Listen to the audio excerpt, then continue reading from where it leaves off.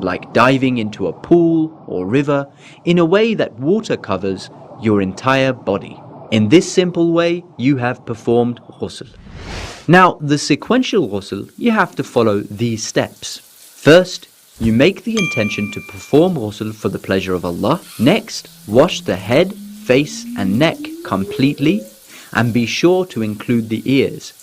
But it is not necessary to wash the inner parts of the ears. To ensure that all parts have been washed completely, it is recommended to wash a little bit extra of the connected part as well, if you go all the way down to the collar, for example. Washing here means to ensure that water reaches the skin. This can be done by standing under the shower or by using a hose pipe or pouring water over oneself using a bowl. Be sure that no dry area is left during the ghusl. And to be assured of this, you could rub water over the parts of the body using your hands. The next step is to wash the right side of the body, including the genital areas. This includes the shoulder, arm, chest, stomach, back, genital areas, thigh, calf and the foot. As a precaution, wash some of the other parts with it. Then wash the left side of your body and the genital areas just as you washed your right side. After washing the left side, the ghusl is complete. An important note, know that some of our scholars don't stipulate the right side before the left, and just say after the head and neck, the rest of the body should be washed.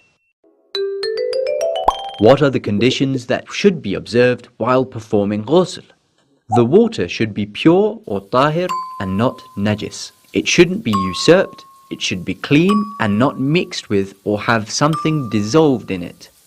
The water should reach the skin, so any substance that prevents water from reaching your skin has to be removed. It is also not sufficient to only wash the hair without letting water reach your skin. The parts of your body which you wash must be tahir, and it is permissible to do the purification or tahara during the process of ghusl. The process must be done in sequence. That is, to firstly wash the head and the neck, then to wash the body. According to some of our scholars, you have to wash the right side before the left. Check this issue in your Islamic laws book, because it may differ slightly from marja to marja. It is obligatory to wash your body by yourself if it's possible. If you can't do ghusl for a justified reason, such as not having water or the water being harmful to you, then you have to do tayammum in place of ghusl. There are a few points that make the performance of ghusl easier. Firstly, it is not required to wash the parts of the body from top to bottom, but rather just to be ensured that water touches the skin. Secondly, it is not necessary to perform the actions immediately one after the other. So, it is permissible to wash the head and neck, and then after some time to wash the rest of the body, even if the head and neck have dried. Thirdly, according to some scholars, the obligatory and the recommended ghusls can be substituted for wudu. This means that after performing ghusl, you don't need to make wudu. Fourthly, you can make the intention to perform many ghusls by only making one ghusl. For example, you can make your intention for ghusl al-janaba and Jummah and just make one ghusl for the both of them.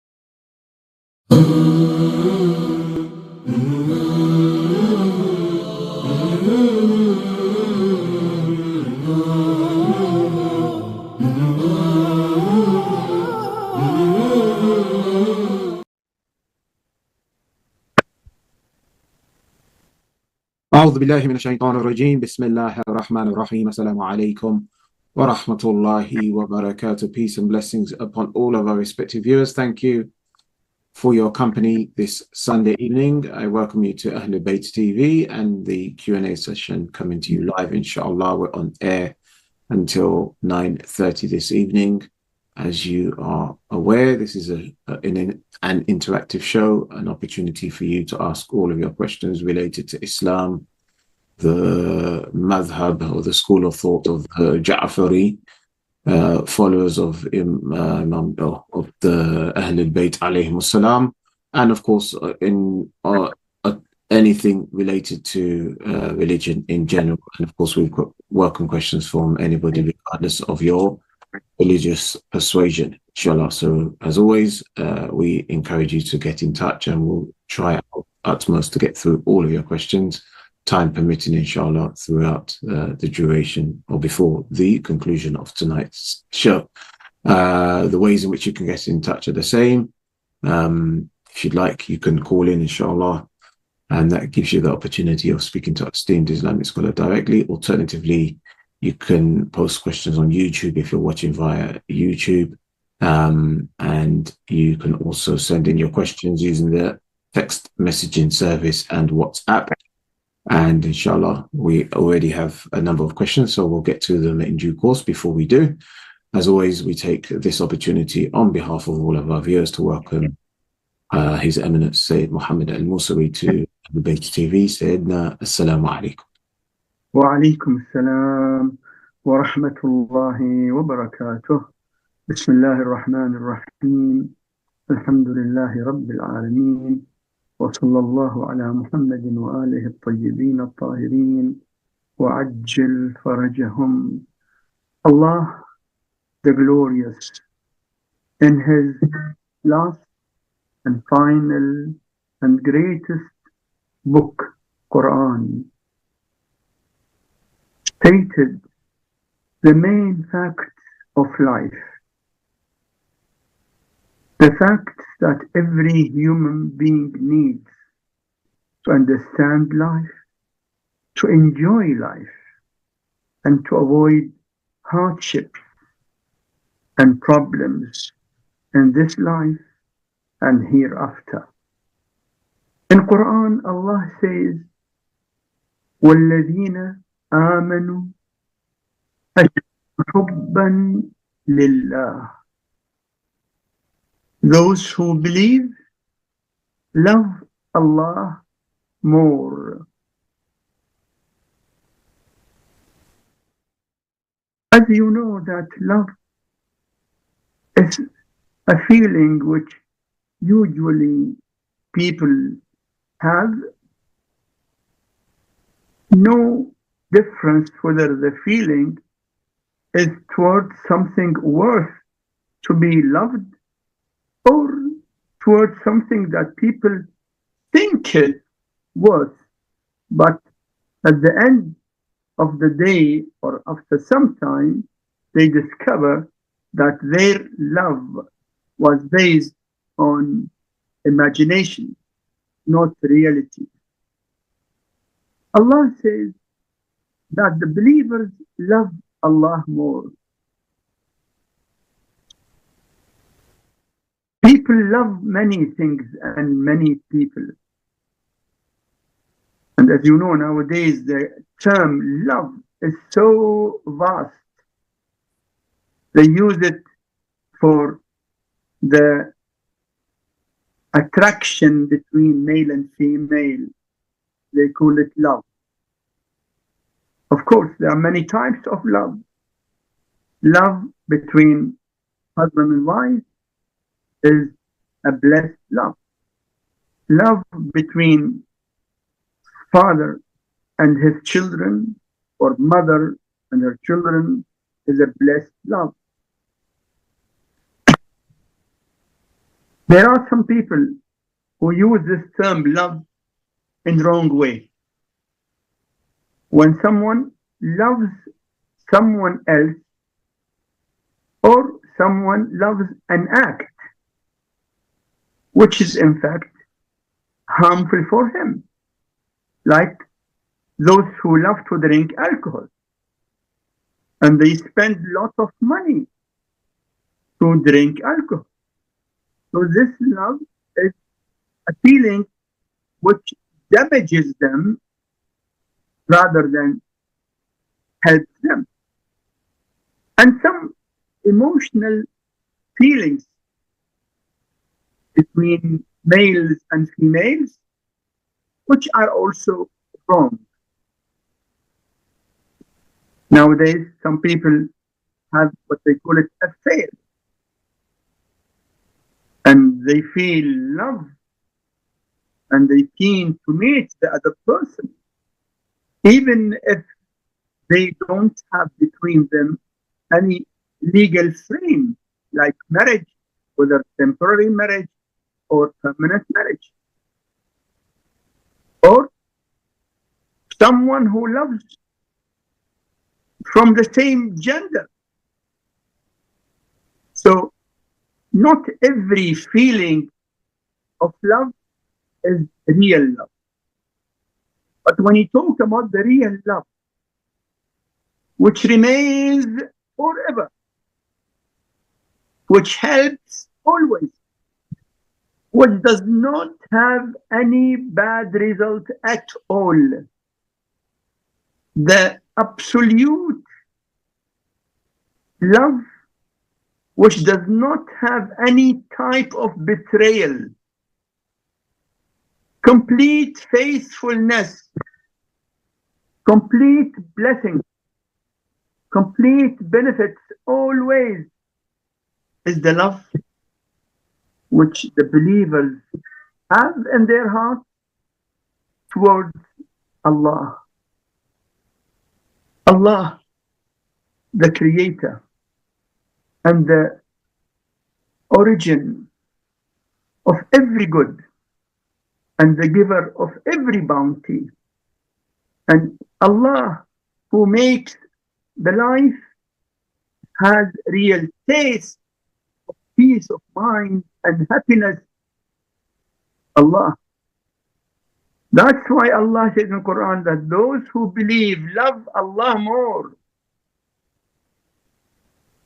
Those who love other than Allah, they might change their mind. Millions of people who had sometime feeling of love, attraction, emotion towards someone, after some time they turn against him. You find millions of divorce cases in the courts between people who were once upon a time lovers. Lovers turned into enemies after some time. Why? Because the love was based on imagination, not reality. But the love towards Allah is always helpful, always fruitful, always source of happiness, source of peace of mind, source of pleasure for the mind, the heart, and every aspect of our life. That's why we believe that the believer enjoys the real love, the true love. And that true love gives our life its wonderful taste. Because life without love is tasteless. But life with true love has the best taste. When you love Allah, you love the beloved servants of Allah. If you really love Allah, you love those who are most beloved to Allah, the prophets and their successors, Muhammad and his holy progeny, Ahlulbayt. Our greatest love after the love to Allah is to the Prophet and his holy progeny, Ahlulbayt. And that love for Allah and the Prophet and Ahlul Bayt gives us a taste which cannot be found in loving anything else.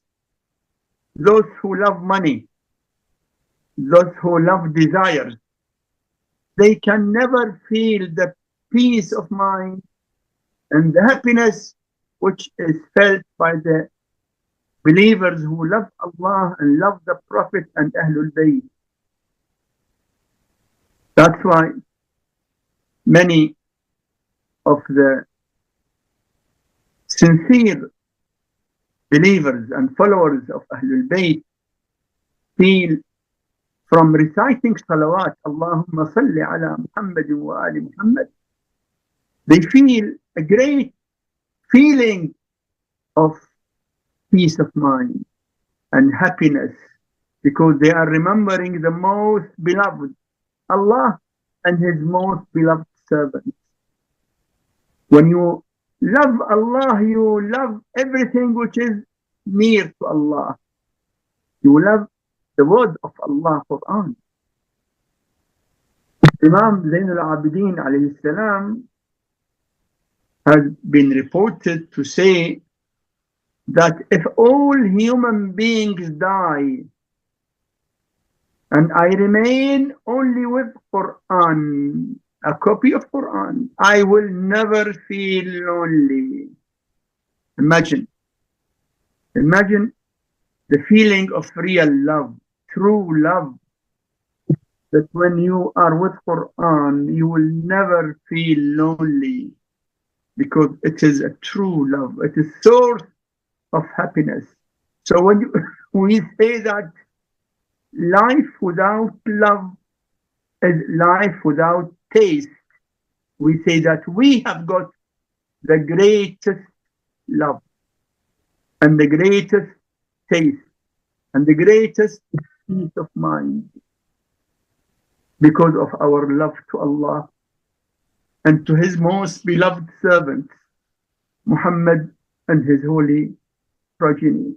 And we read in the teachings of Ahlulbayt who taught us, Allahumma rzuqni hubbak, oh Allah, grant me your love. وحب من يحبك, and the love of those who love you. وحب ما يقربني إليك, and the love of everything which makes me more near to you. So we thank Allah for whatever He granted us from the love in our hearts to Allah and the Prophet and Ahlul Bayt, and we seek from Allah to grant us more and more love, to make our life enlightened with the true love.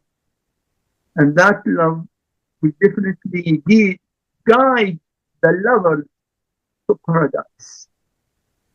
Allah will never show or expose those who love Him to any hardship because they love Him.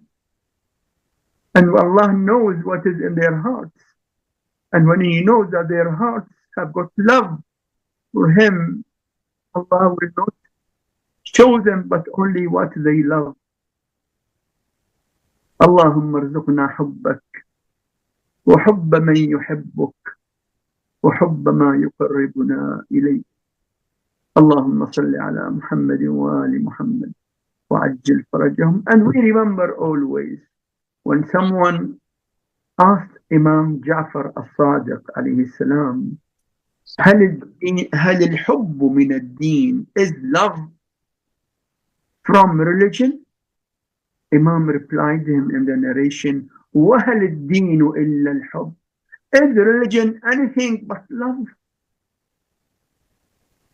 Religion is love, love to Allah, love the Prophet and the Ahlulbayt alayhim salam, love to every good deed. That is the spirit of religion, the spirit of true love. Okay, thank you very much indeed. Okay, so we move on.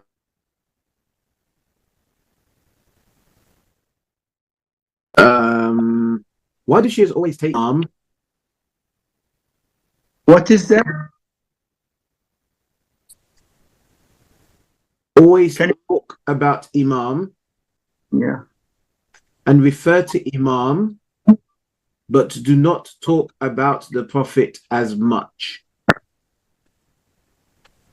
We talk about the Prophet always, and whenever we mention the infallible Imams, we mention them as narrators from the Prophet. We don't have any statement from any of the 12 Imams which is not from the Prophet.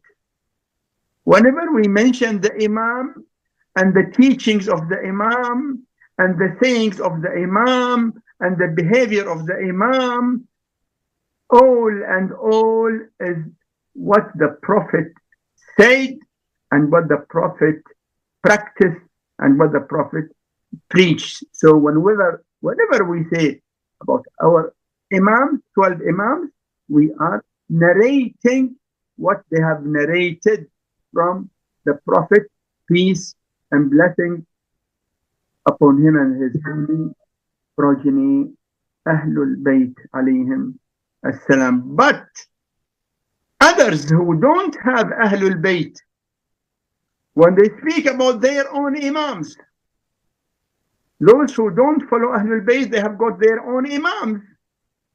Imam Abu Hanifa, Imam Shafi'i, Imam Malik, and Imam Ibn Hanbal, and after them Ibn Taymiyyah and Imam Ghazali and Imam Zahabi and Imam Razi and other Imams of non-Shia Muslims. We ask them, can you confirm that everything you quote from your Imam is from the Prophet? It is not more than narrations. Our Imams, the 12 Imams from Ahlulbayt, they narrate exactly what the Prophet said because they are his own progeny. They know what he said and what he practiced and what he preached completely without any fail.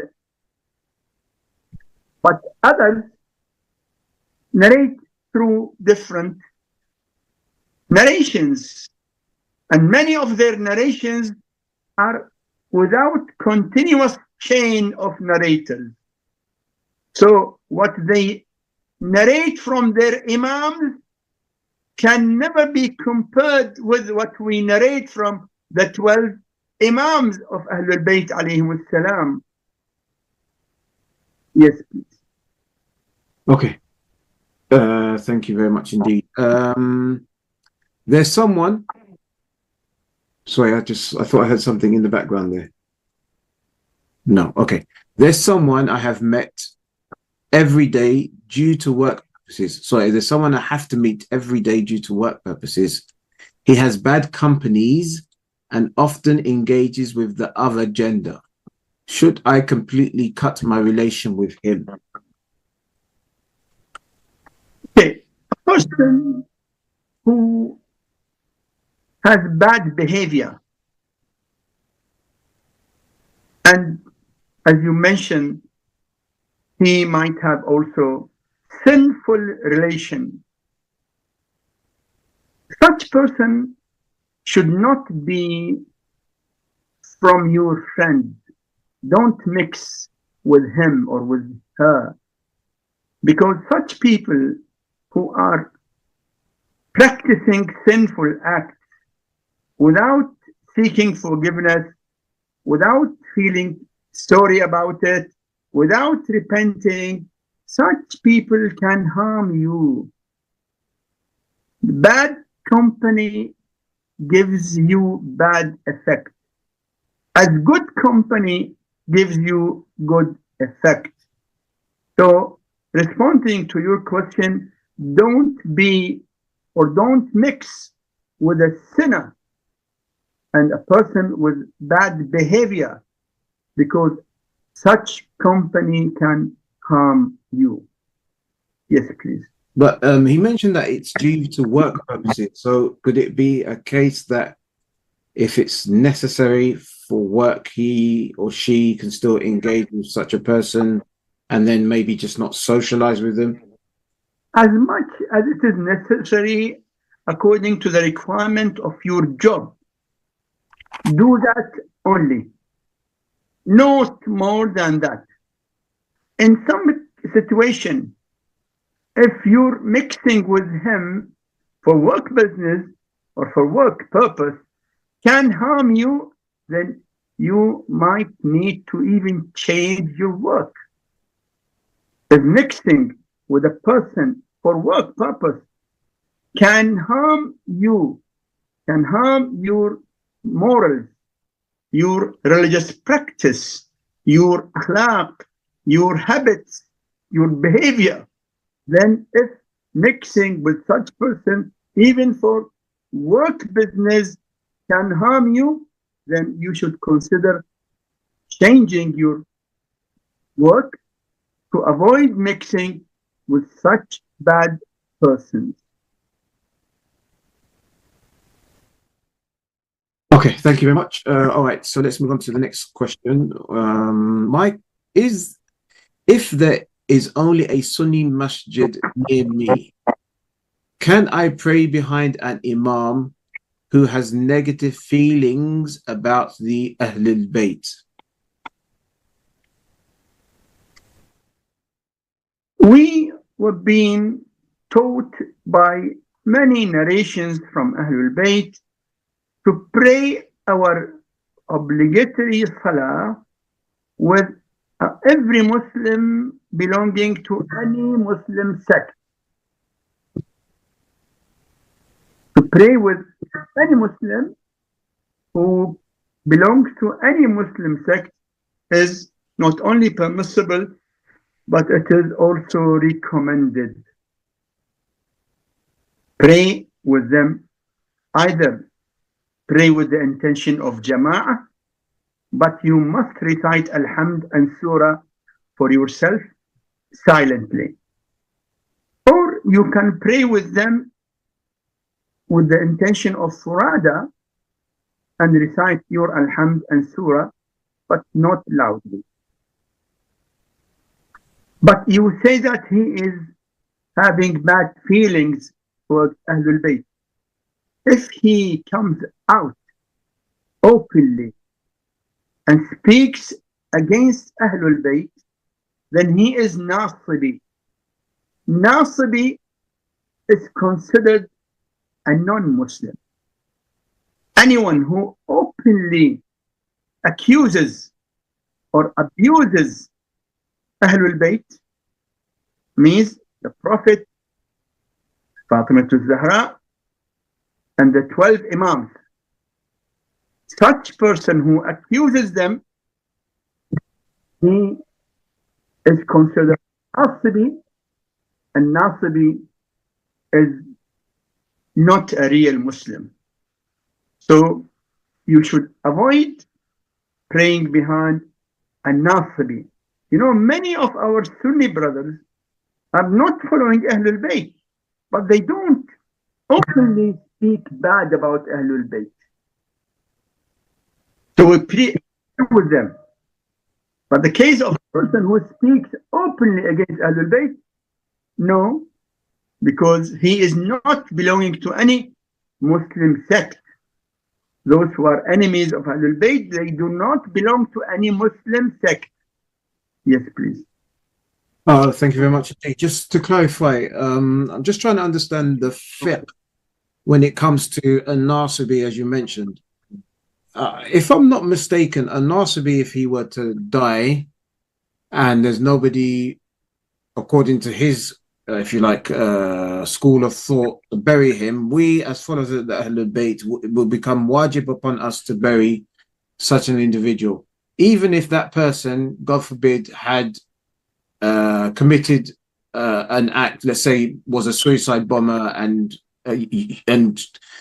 attempted to or succeeded in killing a number of Shias. I thought we were under the obligation to bury such a person? And if so, then how does that equate with us not praying behind them and consider them to be a kafir? We should be able to draw the line. A person who did a crime, bombing a Shia masjid, and then he died. This person, we don't know that he is a really Nasibi. Yes, he came to kill the Shias, but we did not hear him speaking bad about Ahlulbayt. So we should not mix between the terrorist groups who are against the Shias and who claim that Shias are kafir. We don't call them Nasibi. Only we call Nasibi the open Nasibi. The open Nasibi, the person who comes out against Ahlul Bayt, like Khariji, who comes openly against Ahlul Bayt. Of course, not the Kharijis of today. Today, many Kharijis, they don't speak against Ahlul Bayt. So, Nasibi, who does not belong to any Muslim sect, is the open enemy of Ahlul Bayt. And the people who belong to terrorist groups, they are after all Sunnis. And they might be very extreme Sunnis or Wahhabis or Salafis. We believe that Wahhabis are Muslims. Salafis are Muslims. Unless anyone comes out openly against Ahlul Bayt. So we should not mix between them. Yes, please. Okay, thank you very much for the clarification. In Dead Sea weddings, head in front of guests. What is your take on this? Can you please repeat the question? The line is cutting. In Dead Sea weddings, In Dead Sea weddings. You know, Dead Sea means, like, I think it's a subcontinent term. I think basically weddings from the subcontinent, India, Pakistan, I'm guessing, countries like that. So in Dead Sea weddings, there is a trend now of the husband kissing bride on the forehead in front of guests. What is your take on this, please? the husband kissing his own bride. Of course, I understand that Aqd has already been recited between them, nikah. If the nikah had been recited, then after all they are husband and wife. And husband is allowed to kiss his wife, even in front of others. After all, they are husband and wife.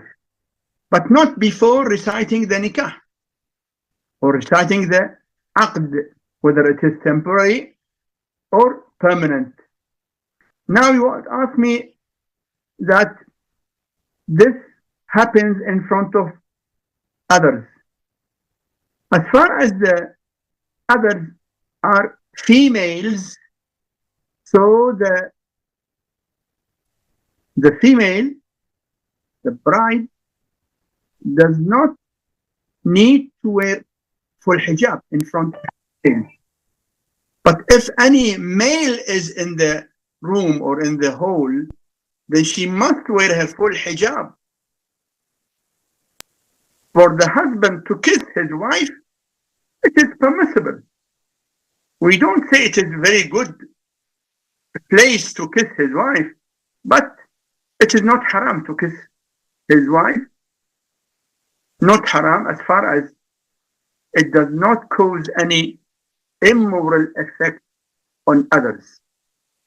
In some places, when a traveler reaches, when he arrives, and he is being expected by his family members, including his wife, is it permissible for him to kiss his wife at the airport or at the train station when they receive him?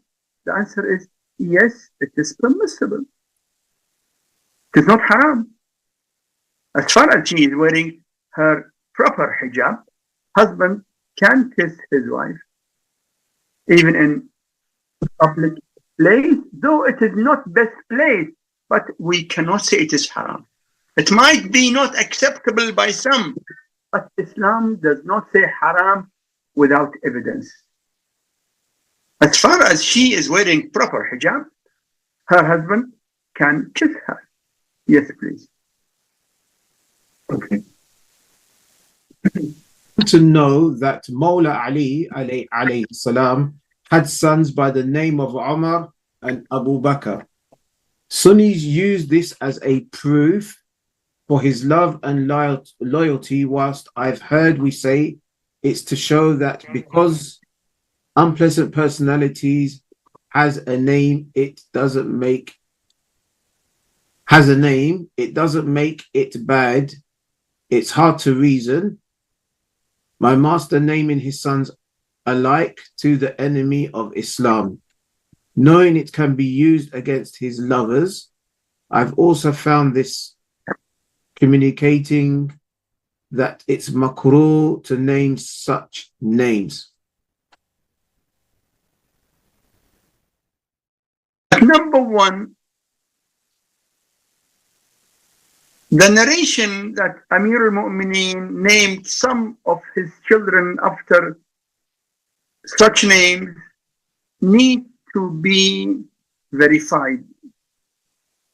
Yes, we have got authentic narration that Amir al-Mu'mineen alayhi salam named one of his sons after man, and he said, I'm giving him the name of my brother Uthman bin Mad'un. Uthman bin Mad'un was one of the pious followers of Amir al-Mu'mineen. Uthman bin Mad'un was a pious Sahabi, lover and follower of Amir al-Mu'mineen Ali alayhi salam. Uthman bin Mad'un was the companion who was buried, the first companion who was buried in Baqi'. And we have got lots of narrations about the status of Uthman bin Mad'un. That's why Amir al-Mu'mineen called him Akhi, my brother, Uthman bin Mad'un. Clearly. About the name of Umar, no, we have no authentic narration of that. We have got that he called one of his sons as Amr. Amr, not Umar. Amr, Ain, Mim, Ra, Waw. Amr. Amr, not Umar. About Bakr, we don't have that he named Abu Bakr. We have in the narration that one of his wives called one of her children as Bakr, not Abu Bakr. Bakr. Bakr. That's why they call him Bakr. Bakr bin Ali, not Abu Bakr. Also, he would like to draw your attention or attention of the person who kept the question for you, that if you want the real stand of Amir al-Mu'mineen towards Abu Bakr and Umar, read your own book, which is known as Sahih Muslim. In Sahih Muslim, there's a narration, which is, according to you, an authentic narration, in which Umar himself stated what Ali ibn Abi Talib was considering Abu Bakr and Umar. This much should be enough. Also, I want to ask you, if the relationship between Ali, Amir al-Mu'mineen, and Abu Bakr and Umar on the other side was good, can you give me any child from the family of Abu Bakr or family of Umar named by Ali or Hassan or Hussein? Can you give me any of them who called his children as after the name of Ahlulbayt? No. That shows that the relationship between These two are not cordial at all. Again, I invite you to go to Sahih Muslim and read what Umar himself said about the stand of Ali against Abu Bakr and Umar through a conversation which took place between Umar and Abdullah bin Abbas. Yes, please. Thank you. In the four main hadith books, how come there are very few narrations from our Nabi, but mainly from Imams? Does this mean Imams is superior to Nabi? I repeat again, all the narrations from our 12 Imams, all of them, as the Imam himself said, Imam Ja'far al-Sadiq said, Hadithi hadithu Abi. Whatever I speak, it is from my father. And my father spoke from his father, from his grandfather, from Amir al-Mu'min, from the Prophet. So everything narrated from Ahlulbayt is from the Prophet. We don't have any narration from Ahlulbayt which is not from the Prophet at all. We don't have single narration which expresses the personal opinion of the Imam. So all the narrations in our four books and in all our books of hadith where we have from any of our 12 Imams, all of them are from the Prophet of Islam, peace and blessing be upon him and his holy progeny. Okay, thank you. And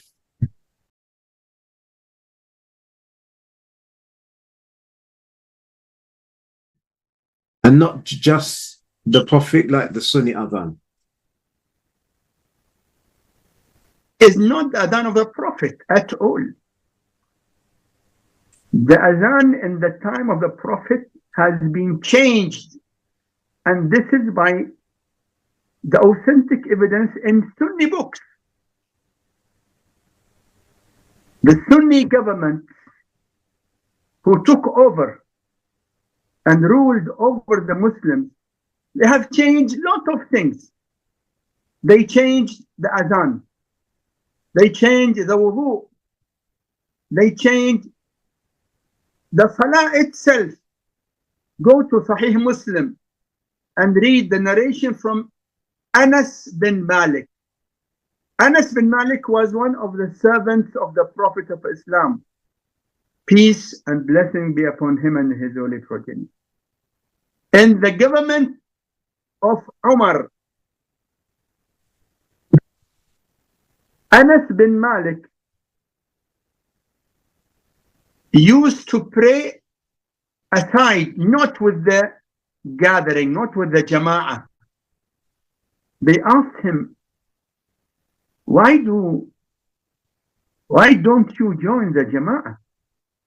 He said that people have changed everything, even namaz. So even namaz was being changed. We follow the Prophet of Islam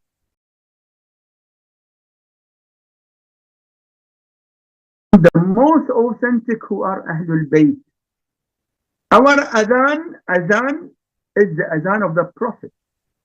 I tell you, in Sunni books, that the Prophet used to say in the adhan, Hayya ala khayr al-amal. That is in Sunni books.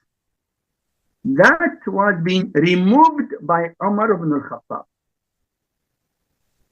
Umar ibn al-Khattab put in the azan something which was never said in the time of the Prophet, which is as-salatu khayrun min an-nawm. Even his son, Abdullah bin Umar, as narrated in Sunni books, Abdullah bin Umar, when he heard the muezzin saying, As-salatu khayrun min nawm, he got angry and left the masjid and openly said, this is being added by people not from the Prophet. هذا مما أحدثه الناس. So the adhan which is going on now in many Sunni masjids is not the adhan of the Prophet at all. We say in the adhan exactly what the Prophet said. حي على خير العمل. That is part and parcel from the adhan of the Prophet.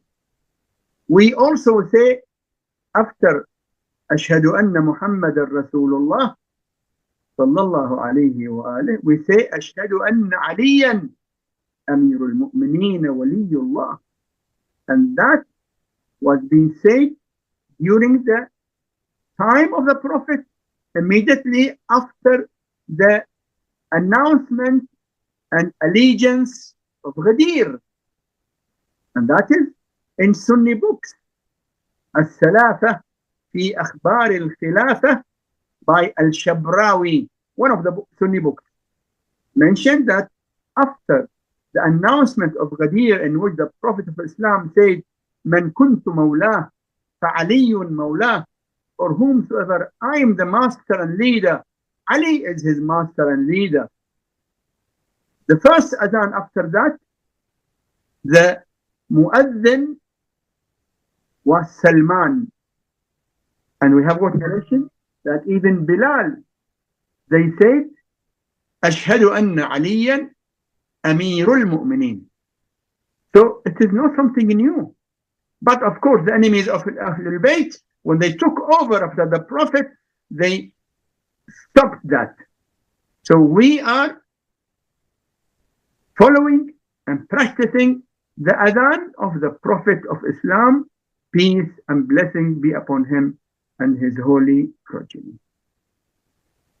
Thank you very much indeed. Some Shias claiming that Aisha was 19 years old, but I heard through you, Sheikh, that Aisha was 32. Can you please clarify the age of Aisha? I cannot.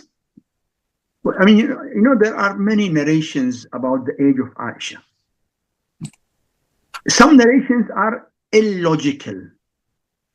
In Sunni books, there are narrations that Aisha's age when the Prophet married her was just 7. Imagine. 7-year-old child. You claim that the Prophet who was over 50 married with old child. That is in your books. Of course, it is fabricated narrations.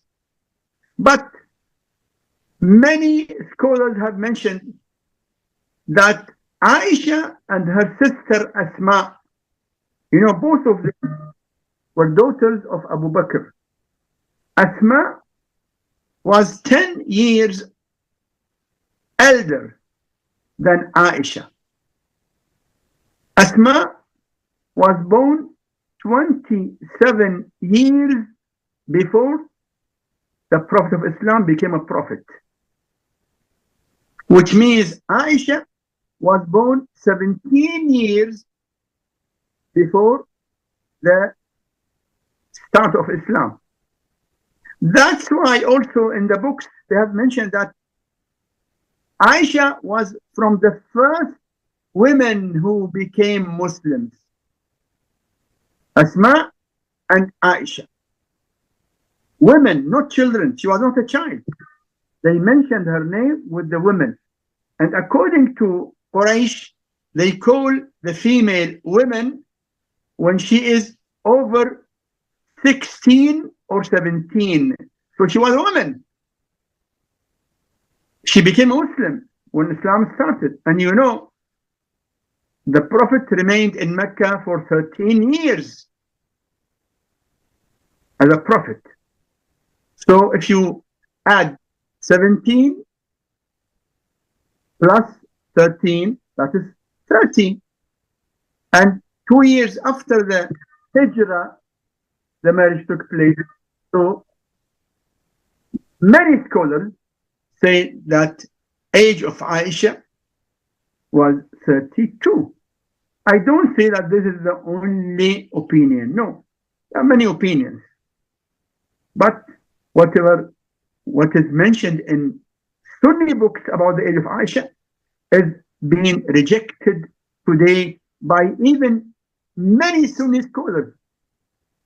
And it is being unfortunately misused by the enemies of Islam to accuse the Prophet of being, anyway, they give bad words for a person who has got married in his 50s to a child of 7 years, which is a fabricated narration, no doubt.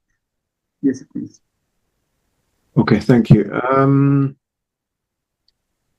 After becoming in a state of janaba and I perform ghusl, I am now considered clean. What is required of me to do about my clothes or bed sheets? Do I become najis again if I don't wash these?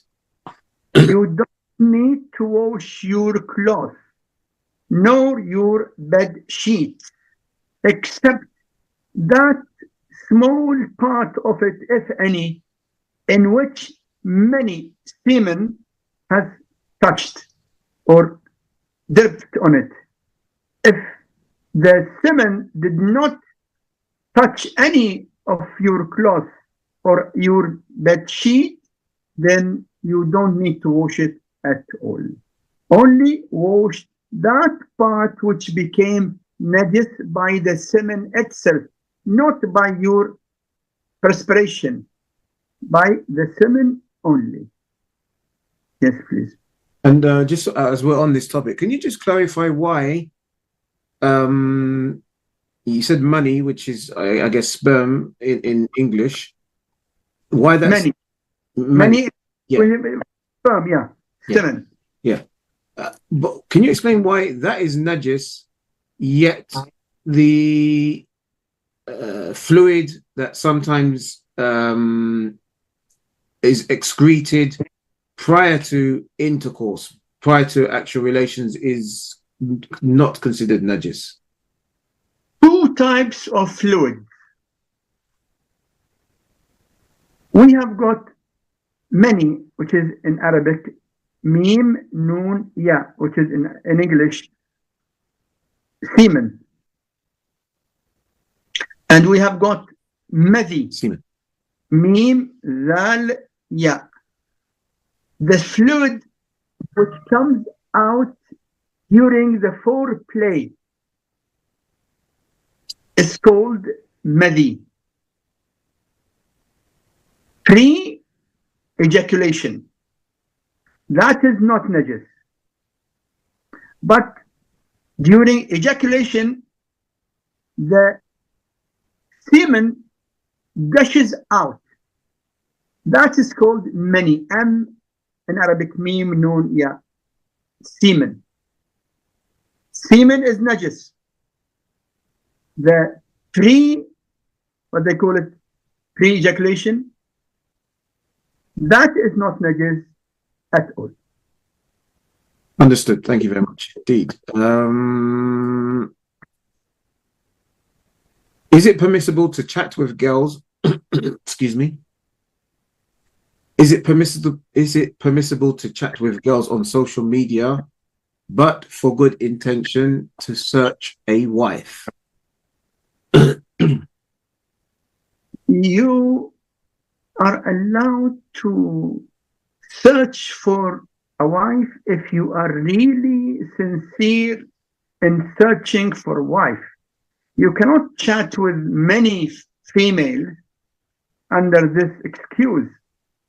If you feel that this female can be good candidate for you as a wife, then you can talk to her as much as you can discover her personality, her thoughts, things which are required by you to decide whether you propose for her or not. But you cannot we cannot chat with number of females under the excuse. No, only sincere search allows you to talk, and up to the extent that you make an idea whether she is or not. Okay, thank you very much indeed. Here's a question. How do I become Muslim? That's the first question. Then there's a second question. If I become Muslim, is it okay if I choose not to marry and stay single? I am now 37-year-old woman, so don't need. How to become a Muslim is a clear question. What is the second question? So the same person is asking that if I do become a Muslim, is it okay to choose not to marry? She is 37 years old and doesn't feel the need to get married. Okay, the first question, how to become a Muslim? You become a Muslim when you believe that there is no God but Allah and Muhammad is the messenger of Allah. This is what you require to believe, not necessarily to say. Saying is good, but not a condition. You are a Muslim when you believe no God but Allah and Muhammad is the messenger of Allah. When this faith is in your heart, you are a Muslim. Reciting the Shahada, the Kalima, is good, but it's not a condition. Not a condition. If someone believes in La ilaha illallah, Muhammadur Rasulullah, but does not say the Shahada, the minute that he believes in no God but Allah, Muhammad is the messenger of Allah, he is a Muslim. That is number one. Number two, marriage in Islam is not only permissible, but it is highly recommended, and in some cases it might be obligatory. But marriage in Islam is not a definite obligatory act on every Muslim, because we have got great personalities who did not marry, like the Prophet Isa alayhi salam. According to many narrations, the Prophet Isa did not marry. His mother, Lady Maryam alayhi salam, one of the four greatest ladies, Maryam did not marry. So it is not obligatory on you to get married if you don't like. If you have any reason, no doubt Islam encourages marriage.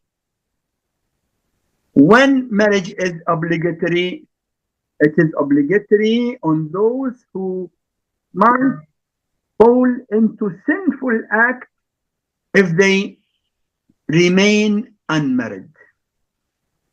If a person knows that he is about to fall into sinful act, sexual sinful act, if he or she does not get married, then marriage will become obligatory on them. But if you are confident that you don't need to marry, it is up to you. That is a personal decision you can take. No one will force you as far as you don't feel the need of marriage. Again, I say Islam does encourage marriage, but it does not make it obligatory on every Muslim. I wanted to ask you that there are certain games in which have stories that show God in an incorrect light, as well as some shows and he gives some examples. I'm not going to mention the names of the shows. And then it goes on to say, and after what the heart embraces through its Lord, I've become additionally wary of such. And although I don't see it as haram, I want to know if it is makruh, or at least may displeasure the Almighty to be entertained and experience joy and excitement from these and their likes. Anyway, my brother who wrote that he does not take it as haram, my brother, it is not for us to take it as haram or not haram. In the matter of haram or not haram, we must refer to the professionals who are the most learned scholars, mujtahid, marja of taqleed. It is not for me or you, not for everyone to say haram or not haram. The marja of taqleed, he has the right to give a verdict that this is permissible or not permissible. You mentioned about some shows which mention about Allah in a way which is not suitable. We, according to our Islamic teachings, we read in the Quran and the Hadith that anything which mentions Allah in a way which is not suitable must be avoided. Must be avoided. And in the Quran, it will be mentioned, كُنَّا نَخُوضُ وَنَلْعَبُ قُلْ أَبِاللَّهِ. Some people used to say things which are not suitable about Allah, and when they were being blamed, they used to reply that we were joking and playing. So Allah is telling them, are you joking and playing with Allah and His message? So anything which you feel it not suitable, you should not watch it, and you should never make children watch it, because that wrong ideas about Allah might leave bad impact in the hearts of the children. Yes, please. Thank you. If I missed Salatul Layl, how can I make up this missed Salah during the day? Salatul Layl being the most important recommended Salah, which is also a sign of being grateful to the bounties of Allah. If for any reason, God forbid, we miss it, we should perform it as qada anytime, whether daytime or nighttime, and we can compensate and pray qada not immediately. It can be after 2 days, 3 days, 1 week, 1 month, but any qada of Salatul Layl which we missed, it is very recommended to perform it as qada of Salatul Layl.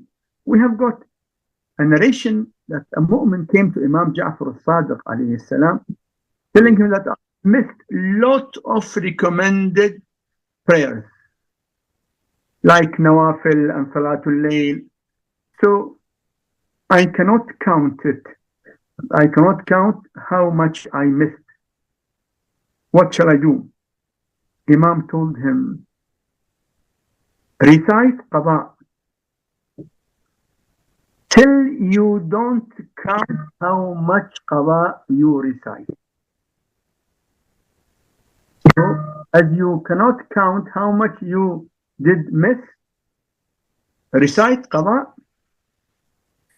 till you cannot count how much you recited. Yes, please. Okay, thank you very much. Is alcohol vinegar halal? Any vinegar is halal. Whether wine vinegar, red wine vinegar, white wine vinegar, any vinegar is halal. Because when it became vinegar, then it is halal. Yes, please. If a father doesn't want his daughter to marry, what should the mother do? If the father does not want his daughter to marry, in this case, we have to understand the reason why the father is refusing the proposal. If the proposal has come from a person who is suitable, means in his religion and his behavior, akhlaq, then why the father is refusing?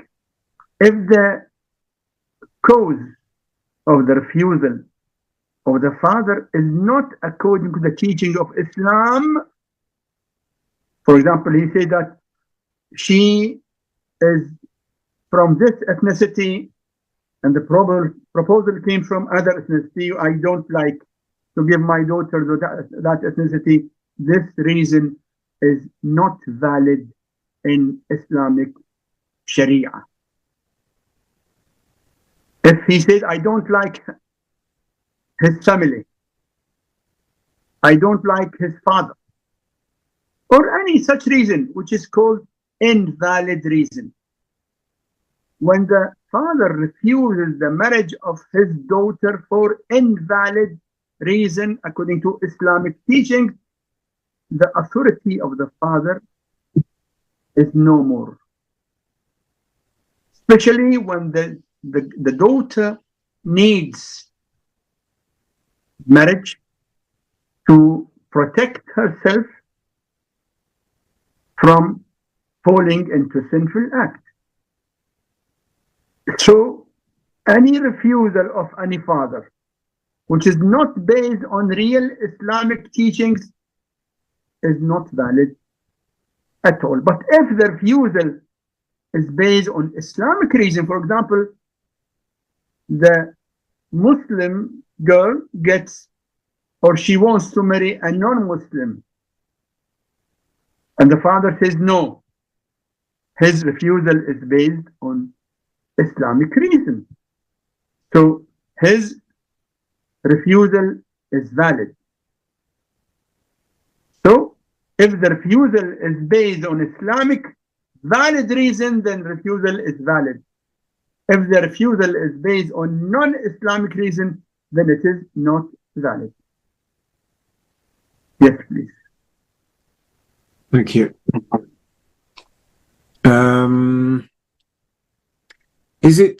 What does Islam say about joint family? Joint family is usually good in Islam, usually good. You know, in the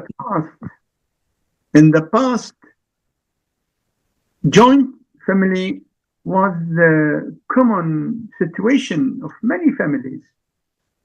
But nowadays, with the changes in the society and the concepts and behavior of people, now joint families are less. The criteria is whatever your parents prefer. If your parents want you to be with them, then be with them. If your parents tell you, please take your own house and move to your own place, then whatever your parents tell you. Yes, please. Okay.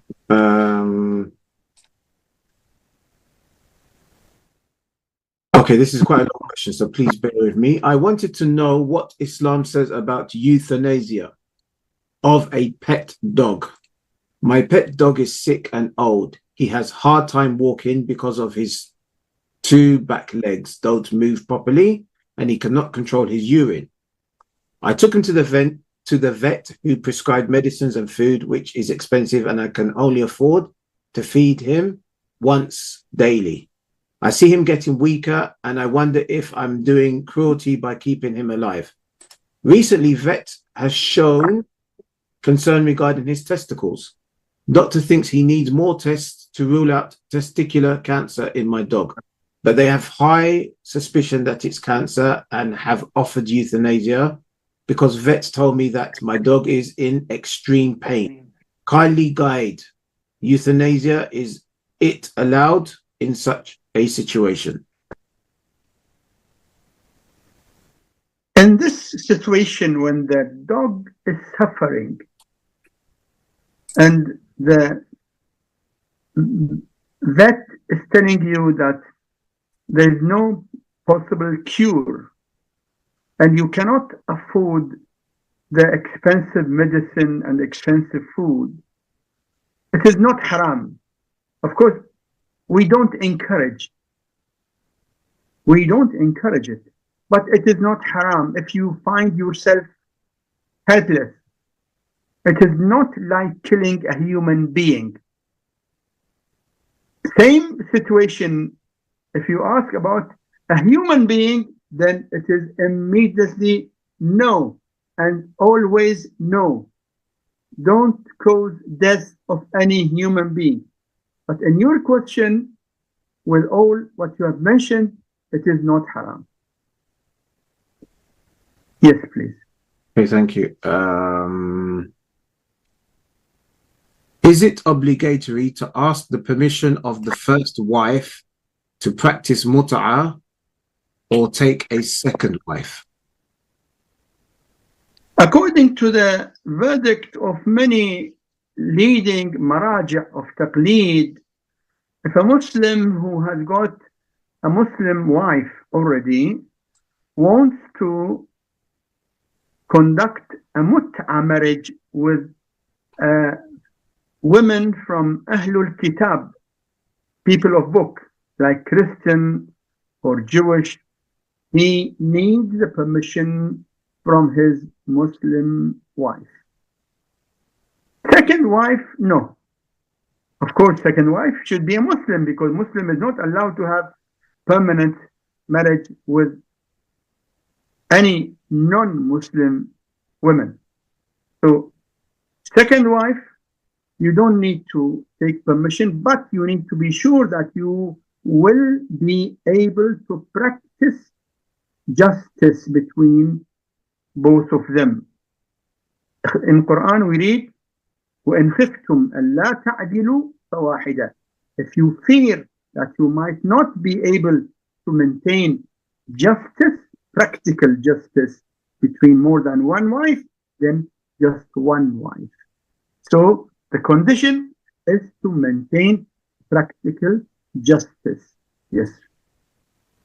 And I wanted to ask you, Sayyidina, about the situation at the moment. Of course, it's different in various parts of the world, but particularly in the West, but even in the East now, we are finding that there is a trend, arguably due to culture or societal pressures, for families to be, for a husband to marry just one wife, not to have multiple wives. Is that okay? Is that just simply the state of affairs we live in at the moment? Or is that something that we should be disencouraging? The Muslims who don't have the confidence that they can maintain the practical justice between more than one wife should stick to one wife.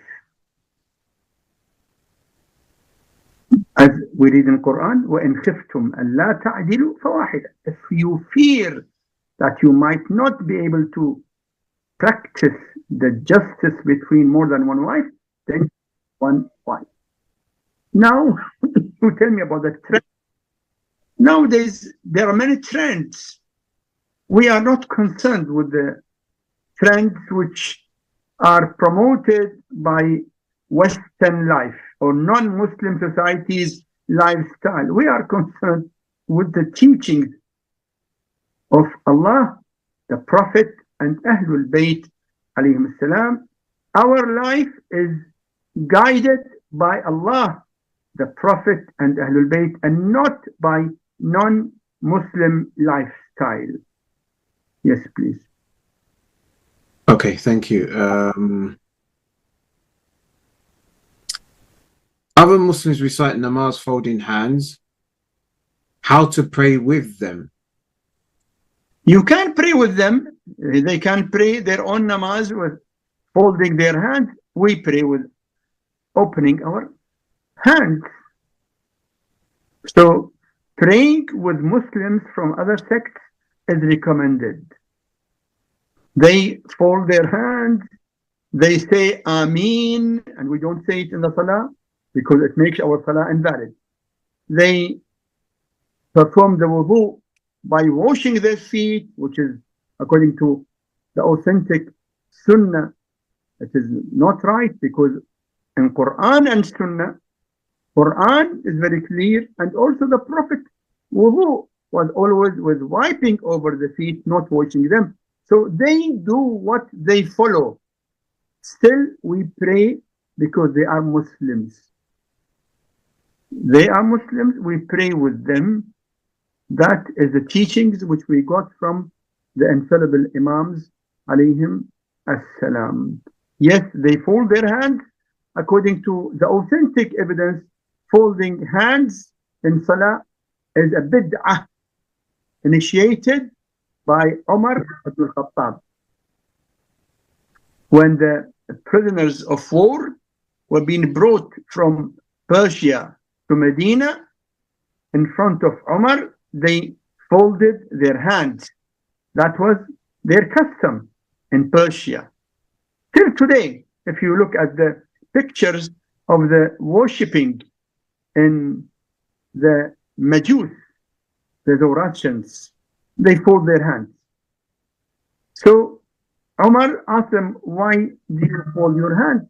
They said, this is our practice in front of the respected persons. So he was happy that they are dealing with him as a respected person. So he said, okay, then let us put it in our Salah. Of course, Amir al-Mu'mineen and the leading pious companions with him rejected it because it is bid'ah. No one is allowed to add on our Salah. And even in Quran, when you read Quran, Allah says, إِذَا قُمْتُمْ إِلَى الصَّلَاةِ, when you stand up for Salah. Standing up does not mean folding your hands. Standing up is only standing up. Folding your hand is something different, means to be added. In Quran, we don't have folding your hand. And the Prophet never did it. I mentioned in the past.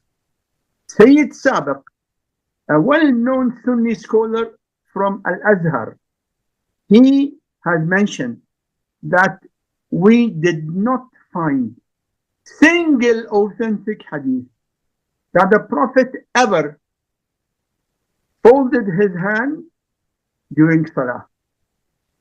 That today among Sunni sects also, you don't have any of the Sunni sects claiming that it is obligatory to fold hands. Even we have got among Sunni sects, the Maliki sect, in their books, they say, no, don't fold your hands. So folding hands, according to Ahlulbayt, is a bid'ah. We don't do it at all. It was never done by the Prophet of Islam, peace and blessing be upon him and his holy progeny. Yes, they fold their hands, let them. That is their own sect. We pray as the Salah of the Prophet of Islam, opening our hands. Okay, thank you. I've lost the question now. It's very just bear me a second. Okay, here it is. Okay, here it is. Sunnis do not have negative feelings of Ahlulbayt. They love Ahlulbayt, and it is a pillar of Sunni theology. So, what's the question, please? Well, it's more of a comment, but I kind of wanted to get your response to that statement. Number one, as we have mentioned, we say that most of Sunnis don't have enmity against Ahlul Bayt. They mention Ahlul Bayt with respect, and that's why we believe that all Muslim sects are Muslims. Only those who are enemies openly, they come out openly against Ahlul Bayt, they are aside. But most of our Sunni brothers, they don't come out at all against Ahlul Bayt, and they in fact show respect. We feel that Allah did not want us just show respect. Ahlul Bayt are not only good people. Ahlul Bayt are the divine leaders of Islam and Muslims after the Prophet. To be a real believer in the Prophet, you don't need to show respect to the Prophet without obeying him and following him. If someone says, Muhammad is a great man and great this and that, but he does not follow him, can you call him a Muslim? No. We have got many non-Muslims. You know, the American author, Mr. Hart, H-A-A-R-T, has written a book about the greatest 100 person in the history. And he put the Prophet of Islam #1. Respect, but without following him. We say that we don't need to respect only. We need to follow them. To say that we love Ahlul Bayt and respect them, but we follow others, has no meaning. Because if you follow others, means you think that Ahlul Bayt are less trusted, less knowledgeable, less pious than others. If you believe that Ahlul Bayt are respected really, and they are the most knowledgeable and most pious, you should follow them. As we read in Quran, قُلْ إِن كُنْتُمْ تُحِبُّونَ اللَّهَ فَاتَّبِعُونِي. Allah is telling the Prophet, tell them, if you really love Allah, then follow me. So, just respecting Ahlul Bayt does not suffice. It is not enough at all. But we need to follow Ahlul Bayt alayhim as-salam. Yes, please. Okay. Nawafil namaz for Fajr and Zuhr and Asr. We need to pray Nawafil. So if I pray obligatory namaz bit late for these times, I should not pray Nawafil for these times. Is that right? Whereas Nawafil after Maghrib and Isha, since they are being prayed after obligatory, then Nawafil for these can be prayed even I pray obligatory namaz bit late. The question is not very clear. Yeah, I'm struggling to understand as well. I think it's basically saying that because the Nawafil of Fajr and Dhuhr and Asr are before, then I think he's saying he's missing those Nawafil in order to pray. I don't know if that's in Jama'ah or not. I don't know. I'm guessing. Sayyidina. Shall I read Anyway, we should try to perform Nawafil on its time. Nafila of morning Salah, Fajr Salah, is 2 rak'ats before performing the Fajr Salah. Nafila of Dhuhr is 8 rak'ats. 2 rak'ats, then 2, then 2, then 2. That also before Dhuhr Salah. Same also Nafila of Asr, 8 rak'ats, 2 plus 2 plus 2 plus 2 before performing Asr. For any reason, if you cannot perform it, you can perform it later on as qada. You can perform it later on as Allah. Yes, please. Okay. Regarding euthanasia in humans, in many cases in hospitals, we as doctors are asked to facilitate withdrawal of life-sustaining support from patients for irreversible or terminally ill patients with no prognosis. What we should do, because it's our contract to work on those circumstances and take lead as consultants. We are not allowed at all to facilitate death of any human being. If they tell us in the hospital, come and sign that we are allowed to take out or to stop the life supporting machines, are we allowed to sign? No. We are not allowed to sign, to agree, to approve, facilitating or making the person die quicker. No. That is not allowed in Islam. Allah, who created us, created our souls, Allah knows when our souls should be taken from us. Not the hospital, not the medical staff in the hospital, who have got their own reasons, and maybe it can be also financial reasons, or they don't have enough staff. But we as Muslims are not allowed to cause or agree on making any Muslim die by stopping the life support machine from him. Okay, thank you. Can I just clarify, please? Is a consultant in a hospital deciding to shut off or remove life support machine? I'm assuming that is not the same as euthanasia, where as the definition goes, you're aiding someone to die. And also, if a consultant feels that they are, I don't know, forced to make a decision on the basis that this life support machine could be used elsewhere for another patient who has a better chance of survival, would under such circumstances, would that be allowed for a consultant to withdraw the life support machine from a person that's using it?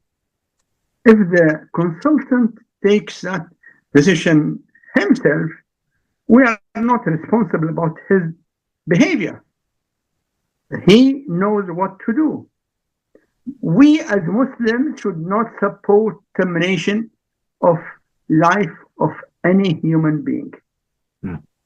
So I'm sorry, the question was coming from the perspective of a consultant who themselves are Muslim. So male or female consultant is left with the dilemma: should I remove or take off or turn off this life support machine? I have other patients in the hospital who could use it, for example, and this person's prognosis versus patient B is a lot less likely, or the probability of survival is a lot lower. Therefore, I would turn it off so that it can be transferred to another patient. Would, under such circumstances, a consultant who's a Muslim be allowed to do so? He is not allowed to cause death of any human being unless he is 100% sure that if you don't use this life support machine for another patient, that patient will die quicker before this. So to save the life of another person, that might be, I also say, refer to your marja of taqleed, because now you are between two cases. Two of them are to die or about to die. Are you allowed to take off the life support machine from A and put it to help B? I advise you to refer to your marja of taqleed, but the rule is this, that as far as you are serving one patient by life support, you are not allowed to take it off from that patient when you are sure that he will die immediately or soon after taking off the life support machine. The case of the other patient who is also about to die, you should refer to your Majlis al-Taqlid and see whether he allows you to cause death to A to save life of B, who might also die either soon after that or later after that. So it is a matter of a verdict from your own Marja' of Taqlid. Okay, thank you. Oh, I've just lost the question I was going to ask. Okay, let me go to another one. If a couple are intimate, do the clothes they were wearing become impure even if they are not contaminated with body fluids during the act? Can they wear the same clothes after they do ghusl? If a couple were an intimate situation, then so they were intimate, but I guess basically it's asking if their clothes do not become najis from the act of intimacy between husband and wife. As far as the clothes does not touch any najis fluid or material, then the clothes is tahir and they can wear it again. Yes, as far as it is still tahir, did not touch any najis material, then cloth is tahir and it can be worn immediately. Okay, thank you.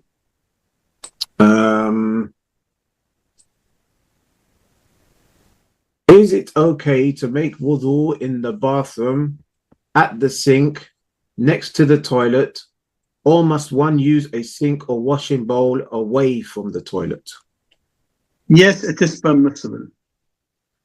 It is permissible to make or to perform wudu in the washing basin, which is near the toilet or part of the bathroom. It is permissible, no harm at all. Okay, I'm a revert. How can I manage when visiting my family and they offer food which is not halal, especially for my kid, as I don't want to be rude with them? There are no halal options as they live in a small town. Try to use the food which is halal, means non-meat food, vegetarian food, or fruit, or biscuits, any food which is not najis, definitely. Meat is the meat, non-halal meat is definitely najis. As you know, of course, pork is always najis. Other than pork, the non-halal meat is also haram. So if you try to utilize the vegetarian food or fruits or vegetables which are not touched by the hands of non-Muslims, that should be the way out of such situation.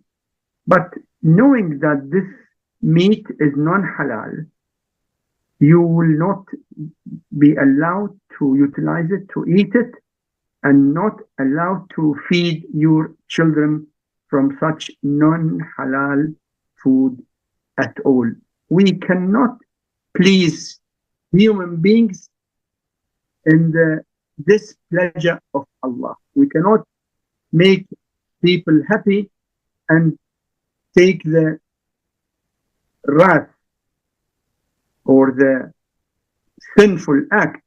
No, we are, as Muslims, should be strong enough to be with our religion, and we don't violate the rules of Islam for the sake of making people happy with us. We try to make them happy, but in the frame of Islamic rules, not against it. Thank you.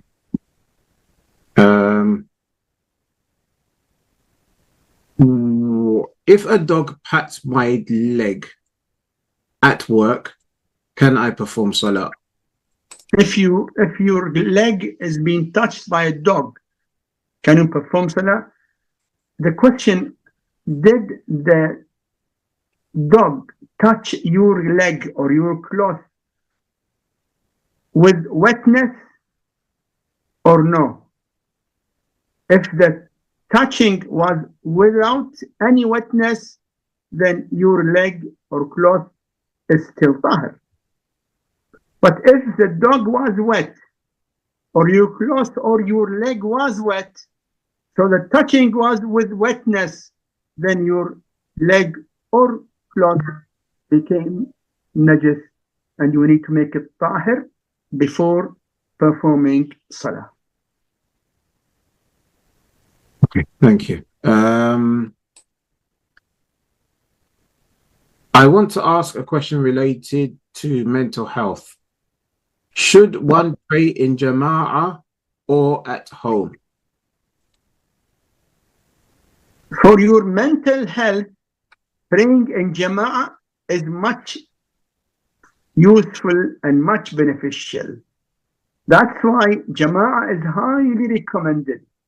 The reward of one rak'at with Jama'ah can be many times, many folds more than the same rak'ah individually, furada. So better for your mental health to pray with Jama'ah. Okay, thank you. If someone didn't pray for many years but wants to come back and pray again, how can he do for the missed prayers? If someone was lost for a number of years, and now he realized that he has to return back to Allah and remember himself and don't remain with shaitan and with satanic behavior. As you know, not praying is part of satanic behavior. And those Muslims who don't perform the obligatory salah, they are heading towards hellfire, as you read in Quran. In Quran, Allah is telling us that Muslims who will be sent to hellfire will be questioned, will be asked by the angels near the hellfire, مَا سَلَكَكُمْ فِي سَقَرٍ? What did bring you to hellfire? You are Muslims. They say, قالوا لم نك من المصلين. They reply that we did not perform salah. So those who don't perform salah are heading towards hellfire. May Allah protect all of us and our families and our brothers and sisters and their children. So if someone realizes that he has to return back and he should stop damaging his future, so he should perform salah, and whatever he missed should be performed gradually as qada, gradually, not immediately. And that is the solution. Gradually. God forbid if he dies before completing all the qada salat which he had, then after his expiry, his family should get his qada salah performed on his behalf, either by his eldest son, obligatory on his eldest son, or by any of his children, apart from the, of course, the eldest son is responsible. If any other son or daughter want to do it, very good, they will get reward, or they can pay for someone to pray on his behalf. Okay, yeah. Thank you.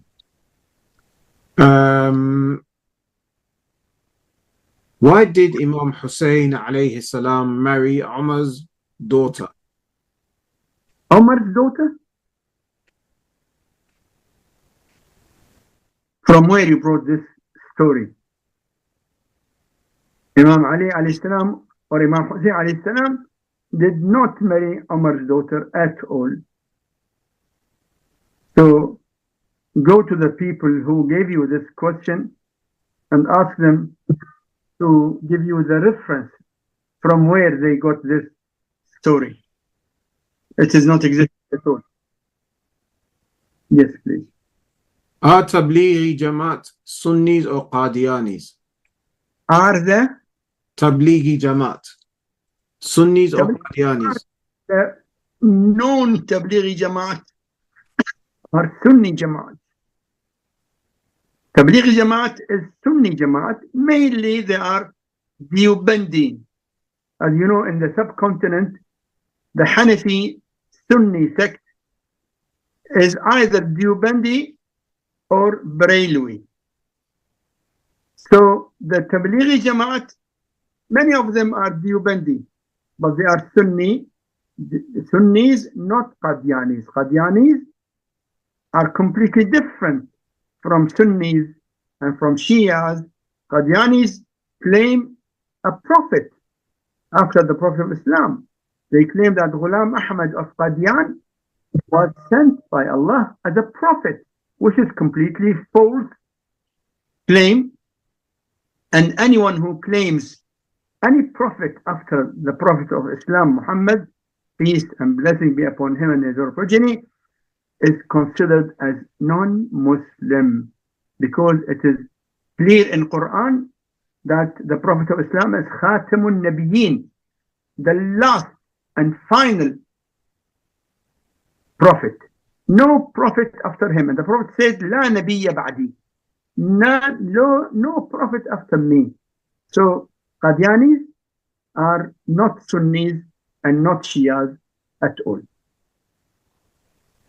Thank you. Oh gosh, I've just lost the page again. Okay, 1 second. Sorry, I've just lost the page. Can a woman recite eulogies with the purpose and intention of mourning and narrating Karbala and post them on social media?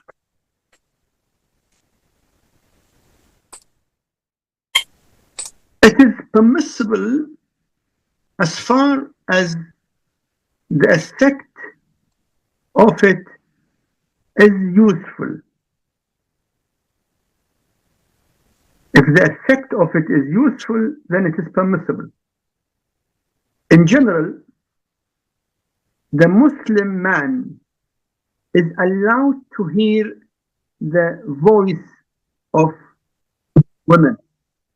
It is not haram, as far as the effect of it is good. It is not allowed to hear songs, because listening to songs is not permissible. But Marsiya or Nawha or anything recited in the love of Ahlulbayt alayhim as-salam is permissible as far as the effect of it is useful. Okay. Can Shias wear Moroccan thobes? Can Shias wear Moroccan thobe? Yes, there are many Shias in Morocco. There are many Shias in Morocco. So wearing the Moroccan dress is permissible. We don't have any dress of any country which is not allowed to wear, except if the dress itself is not covering the part of the body which must be covered. For example, now in many parts of the Indian subcontinent, some females wear sari. Sari in some areas does not cover the whole body. Muslim women is not allowed to let any part of her body uncovered in front of non-mahram men. We don't say that it is haram to wear sari, because some ladies can wear sari in a way that they cover all their body. So the rule is not against sari or against any national dress of any country. It is against what it covers if it does not cover the whole body, which must be covered. So wearing any dress which is according to the Islamic rules is permissible. Okay, thank you. Why we don't? Oh gosh, we don't have much time left, so I won't be able to. Well, I can ask the question, but unfortunately, Sayyidina, sorry, you probably won't have enough time to go into depth. But it says, why is the 12th Shia the only one that believes in Isma of Imama? E.g., for example, the Zaydiyya Shia reject Isma. The 12 Shias are following the 12 Imams about whom the Prophet of Islam himself mentioned. Even in Bukhari, even in Muslim, the Prophet said, Al-A'immatu min ba'di ithna ashar, yakunu ba'di ithna ashar rajulan, kulluhum min Quraysh. The Prophet of Islam mentioned the number of his successors, who are 12. And Asma, infallibility, is must. If you read and understand Quran, Allah in Quran mentioned an order for every Muslim to obey Allah and the Messenger and the divine leaders, who are 12. And the divine leaders' absolute obedience is an evidence that they don't commit any sin. Because if he commits sin, then how come his obedience is absolute and absolutely obligatory on people? Allah does not order people to absolutely obey persons if there is a possibility of sinful acts from them. When Allah said, أطيعوا الله وأطيعوا الرسول وأولي الأمر منكم, obey Allah and obey the messenger and obey the divine leaders from you, who are the 12 successors of the Prophet, that means that they are infallible. They never commit any sinful act. Otherwise, it was not logical to get an order from Allah to obey them as we obey Allah and the Messenger of Islam. Peace and blessing be upon him and his holy progeny. Okay, thank you. Can I break Salah when in Jama'ah and pray individually if someone has upset me so bad from both Sunni and Shia Jama'ah?